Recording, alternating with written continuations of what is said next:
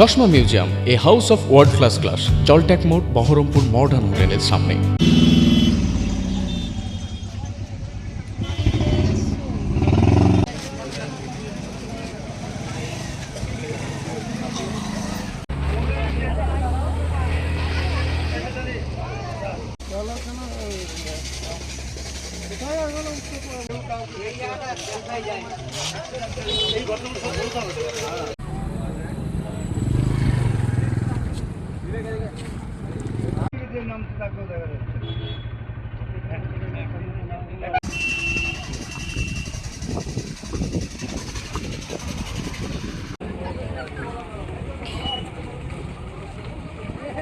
এলাকার বাসিন্দারা বা এই যে এখানে 234 বুথ এবং 217-18 এই বুথের সমস্ত বাসিন্দারা এই আমাদের যে রাজীব হোসেন এই জায়গাটা দখল করে বসে আছেন বিগত 14-15 বছর ধরে।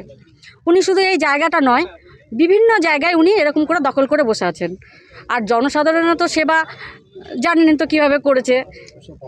তো যাই হোক, এই প্রাচীরের জন্য আমাদের এই বাসিন্দাদের খুবই কষ্ট হয়। যেমন আমাদের আসতে যেতে অ্যাক্সিডেন্ট ঘটে, আর এখানে জল জমে থাকে, এখানে বিভিন্ন রকমের নোংরা আবর্জনাও ফেলে, এখানকার মানুষরা থাকতে পারে না। আর এখানে আমাদের যত 218 থেকে 17 থেকে এবং 234 নাম্বারের যে বুথের এখানকার লোকরা যে জল, আমাদের যে জল আসে এখানে জমা হয়, সেই জলগুলো আমাদের বুথে সব ঢুকে যাচ্ছে, মানুষজন থাকতে পারছে না এই বর্ষায়।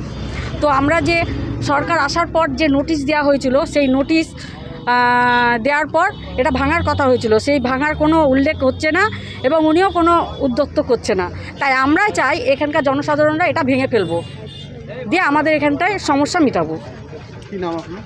আমার নাম হচ্ছে তুলি স্বর্ণকার ঘোষ, আমি জেলার মহিলা মোর্চার জিএস।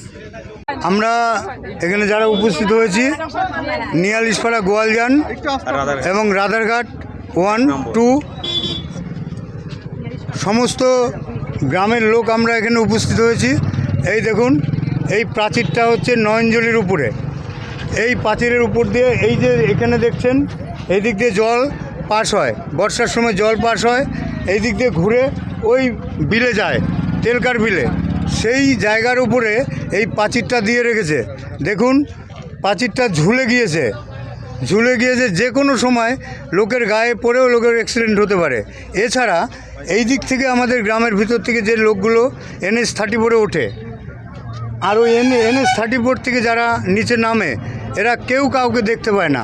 তার ফলে বিভিন্ন সময় অ্যাক্সিডেন্ট হয়ে যাচ্ছে। তাই আমরা প্রতিবাদ করছি এবং সরকার পক্ষ থেকে এখানে প্রাচীরে নোটিশ দিয়েছে।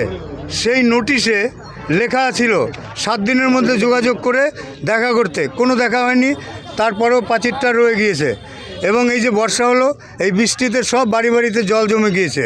আমরা চাইছি অবিলম্বে এই প্রাচীর ভেঙে পরিষ্কার করে দিয়ে মানুষের যাতে সুবিধা হয় এই ব্যবস্থা করা। এবার আরও কোনো সব মানুষ আছে, তাদেরকে জিজ্ঞাসাবাদ করুন, তারা সেই একই কথা বলবে। আমিও গ্রামের পক্ষে, আমি একসময় পঞ্চায়েত মেম্বার ছিলাম নিয়ালিশপাড়া গ্রাম পঞ্চায়েতের। বর্তমানে আমি তাদেরই সমর্থনে আছি, গ্রামের লোকের সমর্থনে আমি আছি। দেখুন, এই যে প্রাচীরটা যে কোনো সময় অ্যাক্সিডেন্ট হয়ে যেতে পারে। এটা রাধারঘাট 1 পঞ্চায়েতের আন্ডারে।